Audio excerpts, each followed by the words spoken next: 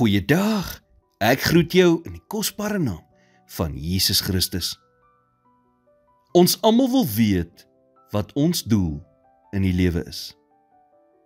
En is reg. 'n Mens moet weet wat jou Godgegewe doel is. Maar die waarheid is ook dat elke dag 'n doel het. God het ook 'n doel vir ons lewens, vir elke dag.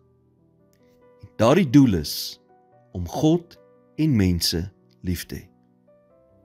Jesus sê Matteus 22 vers 37 tot 39: Jy moet die Here jou God lief hê met jou hele hart en met jou hele siel en met jou hele verstand. Dit is die eerste en groot gebod. En die tweede wat hiermee gelyk staan: Jy moet jou naaste lief hê soos jouself. Ons het elke dag die geleentheid om hierdie doel uit te leef, maak nie saak waar ons is nie. Miskien het jy daardie moeilike kollega by die werk, wat uiters moeilik is om lief te hê. Maar jy doen dit in elk geval, want dit is wat Jesus van jou verwag. Miskien is jy by die kruienierswinkel en jy sien dat iemand 'n moeilike dag het. En so vreemd as wat dit mag voel, stop jy en jy sê vir hulle dat God hulle liefhet.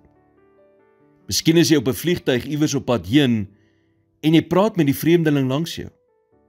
Hulle deel dalk hul stryd met jou en so kry jy die geleentheid om Jesus se hoop met hulle te deel. Miskien is dit om te stop en aan daardie hawelose persoon by wie jy elke dag verbyry, iets te gee om te eet. Miskien is dit net doelbewuste oogkontak en 'n glimlag vir 'n vreemdeling. Wie jy ook al vandag mee in aanraking kom, is deel van jou doel.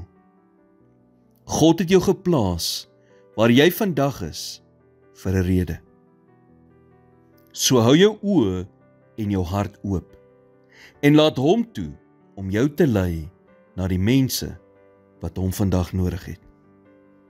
Die grootste doel wat ons ooit sal hê, is om sy hande en voete te wees. Here, dankie vir u genade in ons lewens. Sonder dit is ons verseker verlore. Help my, dat wanneer ek na ander kyk, ek dit deur u oë sal doen. In Jesus naam bid ek dit. Amen.